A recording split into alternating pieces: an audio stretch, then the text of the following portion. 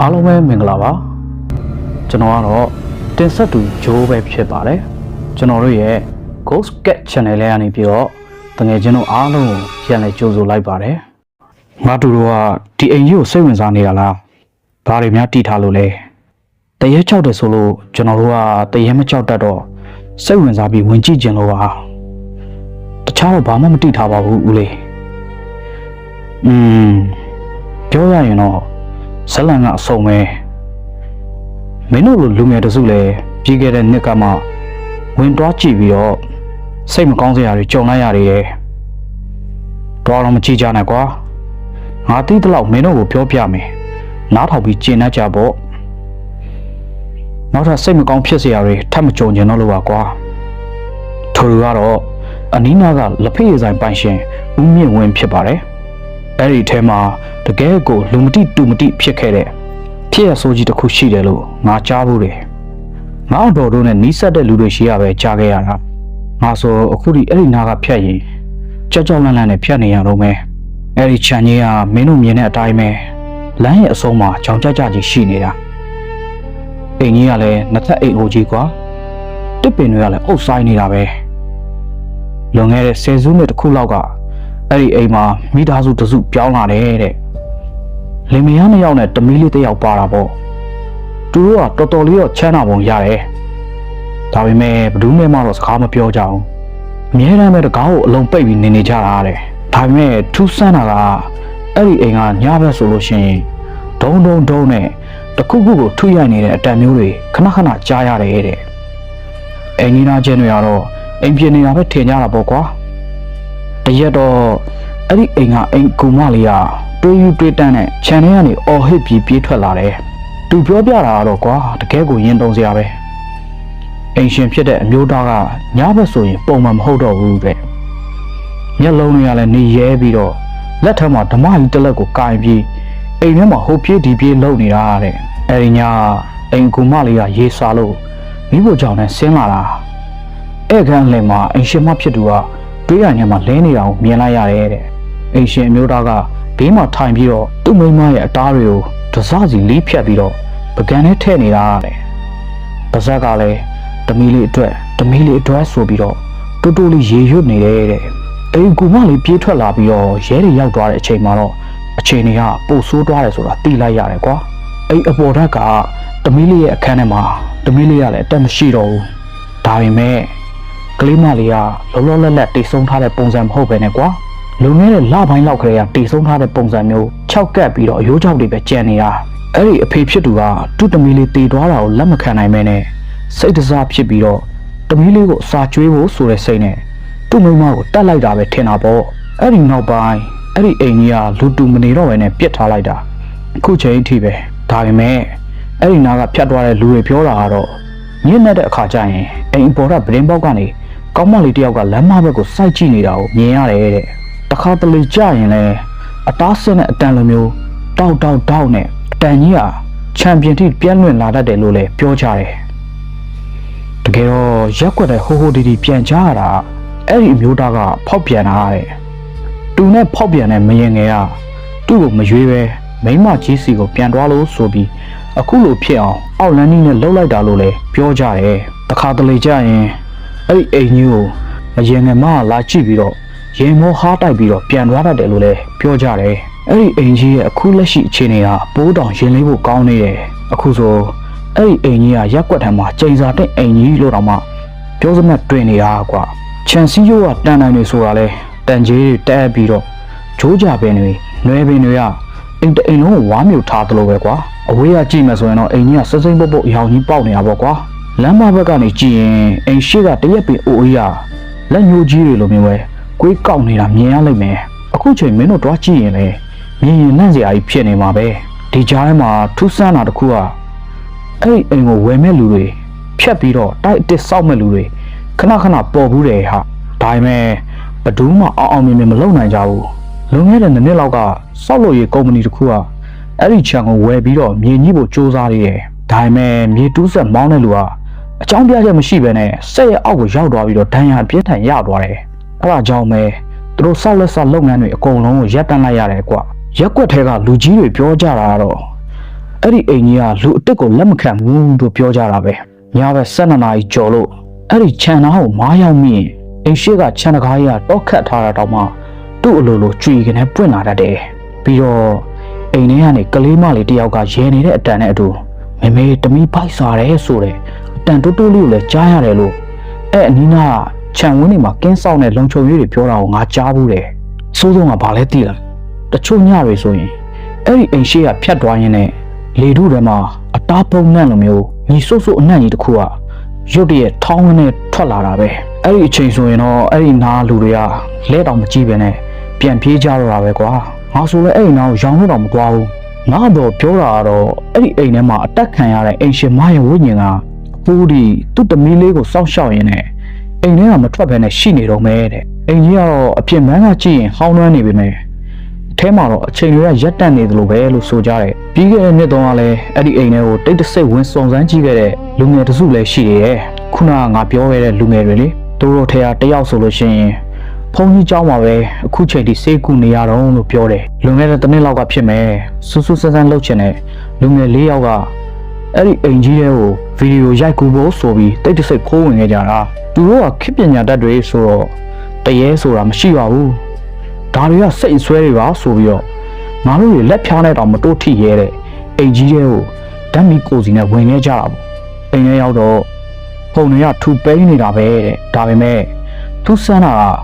အိမ်ထဲကပရိဘောဂတွေကထမင်းစပွဲတွေကလွန်ခဲ့တဲ့10စုနှစ်တခုတုန်းကအတိုင်းနေရာမပြတ်ရှိနေတာပဲတဲ့သူတို့ဧကန်ထဲမှာဗီဒီယိုရိုက်နေတော့အပေါ်ရက်ကနေတောက်ဆိုပြီးတော့တခုခုကိုသူ့ရိုက်နေတဲ့အတန်ကြီးကိုကြားလိုက်ရတယ်ကွာအဲ့ဒါနဲ့သူတို့လည်းတက်တိမွေးပြီးတော့အပေါ်ထက်ကိုတက်သွားကြတာပေါ့ပေါ်ထက်ကအခန်းတစ်ခုရှေ့ကိုရောက်တော့အခန်းကတာလေးပွင့်ဟနေတာပဲသူတို့ကဓာတ်မီနဲ့ထိုးကြည့်လိုက်တဲ့အချိန်မှာထူးဆန်းတာတစ်ခုမြင်လိုက်ရတယ်အခန်းလယ်မှာကလေးကစားစရာမြင်းရုပ်လေးတစ်ခုကဘယ်သူမှမတွန်းမဲနဲ့သူ့လိုလိုပဲပြင်းပြင်းထန်ထန်ကိုမှလောက်ခနေတာတဲ့ပြီးတော့ဓာတ်မီရောင်ထဲမှာတင်အခန်းတော်ကမောင်ရိပ်ထဲကနေဖြူဖြော့နေတဲ့လက်ချောင်းလေးတွေထွက်လာပြီးတော့အဲ့ဒီမြင်းရုပ်ကိုလာကင်တာကိုသူတို့မြင်လိုက်ရတယ်တဲ့အဲ့ဒီအချိန်မှာပဲအဖွဲတွေကအောင်လေးဆိုတဲ့ကောင်လေးကဘာစိတ်ပေါက်သွားလဲတော့မသိဘူးကွာ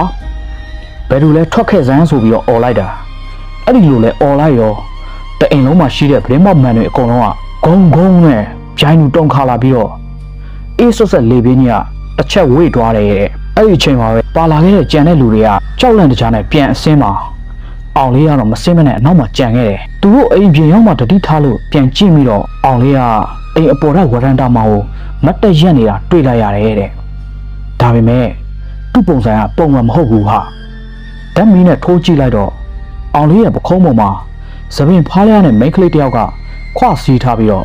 သူ့မျက်လုံးတွေကိုလက်နဲ့အုပ်ထားတာကိုမြင်လိုက်ကြရတာပဲအောင်လေးကအောက်ကိုခုန်ချဖို့လုပ်နေရတဲ့တငယ်ချင်းတွေကဝိုင်းអော်ပြီးတားကြတော့တာပေါ့နောက်ဆုံးမှာဘလုံးမလုံးမရလို့တငယ်ချင်းတယောက်ကအပေါ်ထက်ကိုပြန်တက်ပြီးတော့ဆွဲခေါ်လာမှလွတ်လာတာအိမ်ပြင်ရောက်တော့အောင်လေးကတတိလက်သွားပြီကွာအဲ့ဒီနေ့ကစားပြီးအောင်လေးကစကားတစ်ခုမှမပြောတော့ဘူးမျက်လုံးတွေကလည်းတနေရာလေးကိုစိုက်ကြည့်နေတတ်တာသူ့ကိုကြည့်ရတာတခုခုအရန်ကြောက်နေတဲ့ပုံစံပဲဆရာဝန်တွေနဲ့ပြလည်းမတက်တာလို့အခုဘုန်းကြီးကျောင်းမှာဆုတောင်းရင်းနဲ့ပဲချိန်ကုန်နေရတာအဲ့ဒီလူငယ်စီငါတစ်ခါလိုက်သွားကြည့်ဘူးလေသူခဏရောင်ပြီးရေးတတ်တဲ့စာသားလေးကဘာလဲသိလားသူဘိုက်စာနေတယ်တဲ့ကြောက်စရာကောင်းလိုက်တာဗျာတော်ပါပြီကျွန်တော်တို့ဝင်မကြည့်တော့ဘူးအေးမင်းတို့ကအဲ့ဒီအိမ်ကြီးကိုတရေ6တယ်ပဲတိတာလေတကယ်တော့အဲ့ဒီတရေတွေထက်ပိုကြောက်ဖို့ကောင်းတာကနင်းနွယ်ဆိုတဲ့မိန်းမပဲဘေးနားကလူငယ်ကနားမလဲတယ်လို့ကြည့်ပြီးမေးလိုက်တယ်နင်းနွယ်ဆိုတာကဟိုတုန်းကအိမ်ရှင်နဲ့ဖောက်ပြန်တယ်ဆိုတဲ့မယင်မလားဦးလေးအေးဟုတ်တယ်လူတွေကတော့အိမ်ရှင်ကစိတ်တစားဖြစ်ပြီးသူ့မိန်းမကိုတတ်တယ်လို့ပဲတီးကြတာဒါပေမဲ့အဲ့ဒီလူကိုယူအောင်သူ့မိန်းမကိုတတ်အောင်ဘယ်သူကနောက်ွယ်ကနေတွန်းပို့ခဲ့တာလဲဆိုတာဘယ်သူမှမတွေးမိကြဘူးဦးဝင်းမြင့်ကရေနွေးချမ်းကိုတငုံတောက်လိုက်ပြီးတော့ဆက်ပြောပြပါတယ်နင်းတွေကအတားဖြူဖြူအေးစစ်စစ်နဲ့တော်တော်လေးကိုမှလှပတဲ့မိန်းကလေးပဲဒါပေမဲ့သူ့မျက်လုံးတွေကတမျိုးပဲကွာသူကအောက်လန်းအတက်ကိုဝါသနာပါယုံနေမကောက်ဘူးတကယ်ကိုကျွမ်းကျင်တဲ့လူစီမှာတင်ထားတာလို့တစုံတစတီးရတယ်ကွာ အဲ့ဒီအိမ်ရှင်ဦးစိုးနိုင်နဲ့သူနဲ့ညှိကြတော့နင်းတွေကဥစ္စာပစ္စည်းရောလူကိုပါအပိုင်လိုချင်ခဲ့တာဒါပေမဲ့ဦးစိုးနိုင်ကသူ့မိန်းမနဲ့သမီးလေးကိုတကယ်ချစ်တဲ့အခါကျတော့နင်းတွေစီကနေရုံထွက်ဖို့ကြိုးစားခဲ့တယ်အဲ့ဒီမှာတင်ပြဿနာဆလာပေါ့နော်ဆရာကြီးအေးနင်းတွေကပြန်ပြောပြခဲ့တယ်လို့လည်းကြားတယ်ရှင်ကျမစီကထွက်သွားရင်ရှင်မိန်းမကရှင်လက်နဲ့တင်တေရမယ်တဲ့အဲ့ဒီတော့ကတော့ဦးစိုးနိုင်ကမယုံကြည်ဘူးပေါ့နင်းတွေကအိမ်ကြီးရဲ့ခြံနောက်မှာရှိတဲ့တရက်ပင်အောက်မှာအစီရင်တစ်ခုတွားမြုပ်ခဲ့တယ်တဲ့ပြီးတော့ဦးစိုးနိုင်တောက်မဲ့ရေထဲမှာအညီဓာတ်ပါတဲ့ဆေးတွေကိုခတ်ပြီးတော့တိုက်ခဲ့တာဦးမြင့်ဝင်းကအတန်ကိုပိုတိုးလိုက်ပြီးတဲ့ခါကျတော့အဲ့ဒီနောက်ပိုင်းဦးစိုးနိုင်ကညဘက်ဆိုအိမ်မရတော့ဘူးသူ့မျက်လုံးထဲမှာသူ့မိန်းမကမိန်းမတယောက်လိုမဟုတ်တော့ဘဲနဲ့တားစိမ်းတွေလိုပဲမြင်လာတာနင်းတွေကညတိုင်းဦးစိုးနိုင်စီကိုစာတွေပို့တယ်ရှင်ဖိုက်စာနေပြီမလားရှင်ဘေးကအသားတွေကရမ်းလက်တာပဲဆိုပြီးလူကိုစိတ်ချောက်ချအောင်လုပ်တာနောက်ဆုံးဦးစိုးနိုင်စိတ်တစားဖြစ်ပြီးအဲ့ဒီလိုလုံမိသွားတဲ့ညမှာနင်းတွေဟာချန်ပီယံကနေအော်ရဲနေတာကိုငါတော့ကိုယ်တိုင်မြင်ခဲ့ရတယ်တဲ့ဒါဆိုအခုဒီအဲ့ဒီအိမ်ကြီးကိုတူလာကြည့်နေတော့ဆိုတာကရောအေးအဲ့ဒါကပိုရုပ်တိရှိတယ်သူကအဲ့ဒီအိမ်ကိုဝယ်မဲ့လူရှိတိုင်းဖြတ်မဲ့လူရှိတိုင်းသူ့ရဲ့အောက်လန်းနေပညာနဲ့နောက်ရှက်နေတယ်လို့ထင်တာပဲဘာလို့လဲဆိုတော့အဲ့ဒီအိမ်ကသူ့ရဲ့အောင်ပွဲပဲလေသူတက်ခဲ့တဲ့မိသားစုရဲ့ဝိညာဉ်တွေအဲ့ဒီအိမ်ထဲမှာပိတ်မိနေတာကိုသူကကြည့်ပြီးတော့အရတာခံနေတာမင်းတို့တိလားနင်းတွေကအခုထိမအိုတော့ဘူးဗျာဖြစ်နိုင်လို့လားဦးလေးရဒီကိစ္စဖြစ်တာတော်တော်ကြာပြီဆိုဗျာအေးဒီကိစ္စတွေဖြစ်ခဲ့တာလွန်ခဲ့တဲ့နှစ်40တုန်းကကွာအဲ့ဒါအခုထိမအိုဘူးဆိုတော့ဖြစ်နိုင်သလားဆိုတာမင်းတို့စဉ်းစားကြည့်ဘာလို့လဲဆိုတော့သူကအဲ့ဒီအိမ်ထဲကဝိညာဉ်တွေရဲ့အရှိန်အဝါကိုစုပ်ယူပြီးသူ့ကိုယ်သူပြန်မွမ်းမံနေတာလို့ငါတော့ထင်တာပဲမယုံရင်ညဘက်6မိုင်ခွဲလမ်းထဲမှာကားအနက်လေးတစ်စီးရပ်ထားတာကိုမင်းတို့တွေ့ရလိမ့်မယ်အဲ့ဒီကားထဲမှာနင်းတွေရှိနေတတ်တယ်လူငယ်ဟာကြက်တီးထားတယ်လို့ပုံစံလေးနဲ့ပခုံးကိုတွန့်ပြီးတော့မေးတယ်အဲ့ဒီတော့ရဲတွေကဘာလို့သူ့ကိုမဖမ်းတာလဲဘယ်လိုဖမ်းရမှာလဲသူကလက်နဲ့တက်တာမှမဟုတ်တာအောက်လန်းနဲ့စီရင်တာကိုဘယ်ဥပဒေကအရေးယူလို့ရမှာလဲပြီးတော့သူကရက်ွက်ထဲမှာလူတန်းတွေလည်းလှုပ်ပြနေတာဒါပေမဲ့သူ့အလူကပတ်စံတွေကိုဘယ်သူမှမယူရဲကြဘူးအဲ့ဒီပတ်စံတွေကကျင်းစားတွေပါနေမှာစိုးလို့တဲ့လူတွေလည်းသူ့ကိုတော်တော်ကြောက်ကြတယ်ဦးမြင့်ဝင်းကစာအိမ်ပြင်ဘက်ကိုတစ်ချက်လမ်းကြည့်လိုက်ရင်တက်ပြင်းချလိုက်တယ်အခုလဲကြည့်အောင်အဲ့ဒီအိမ်ကိုဝယ်ဖို့စူးစမ်းတဲ့ကုမ္ပဏီကလူတွေတယောက်ပြီးတယောက်ဒုက္ခရောက်ကုန်ပြီဘာလို့ဒုက္ခရောက်နေလဲဆိုတာလဲရှင်းနေတာပဲနင်းတွေကသူ့ကစားကွင်းကိုဘယ်သူကမှအထိခံမှာမဟုတ်ဘူးလေအဲ့ဒီအိမ်ကြီးထဲမှာဦးစိုးနိုင်ရဲ့မိန်းမနဲ့သမီးလေးကအခုထိငိုနေတော့မယ်ကွာနင်းတွေကတော့အပြင်ကနေသူတို့ငိုရန်ကိုနားထောင်ပြီးပြုံးနေတော့မယ်ပေါ့ကွာဒါဆိုဦးလေးပြောပုံအရဆိုနင်းတွေကတရေထက်ကြောက်ဖို့ကောင်းတယ်လူတရေကြီးပေါ့နော်လူတရေတွေမကဘူးသူကတွေးဆုပ်ဖုတ်ကောင်းမယ်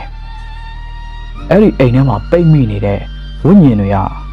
သူ့အတွက်တော့ထောင်ရနှုတ်ပြိုစေတဲ့ဆေးတွေပေါ့ကွာ6မိုင်ခွဲနာရောက်ရင်တော့တတိထားကြပေါ့ကွာကြောက်စရာကောင်းတဲ့ပညာရည်တွေပဲဗျာအေးကွာတနာလဲတနာစရာပါပဲတန်နေရာမှာမလွတ်နိုင်တဲ့အရာတွေပဲကွာဘလို့လဲမင်းတို့တွားကြည့်ကြခြင်းလေလားတော်ပါပြီဗျာရိုးရိုး6တာထင်လို့တွားပြီးတော့ဆက်စုကြည့်ကြတာအခုလိုပညာရည်တွေပါတယ်ဆိုရင်တော့မယုံရခက်ယုံရလဲခက်ဆိုပေမဲ့ကြောက်တာတော့ကြောက်တယ်ဗျာအဲ့ဒီအိမ်ထဲမှာဘလို့မန်နန်အတက်တွေနဲ့ဘာတွေကိုဘလောက်တောင်စီရင်ပြုတ်စားထားသလဲဆိုတာတွေးကြည့်ရင်လည်းကြက်တိန်ထားမိတယ်ကွာအခုထိအဲ့ဒီအိမ်သားကိုဒီရက်ကွက်ထဲကဘဒူးမှညဘက်ဆိုခြေဦးတောင်မလဲရဲကြဘူးဦးမြင့်ဝင်းကတံဝေကရတဲ့အတန်းနဲ့ဖြင်းညင်းစွာပဲရေရွတ်နေတော့တယ်ကဲ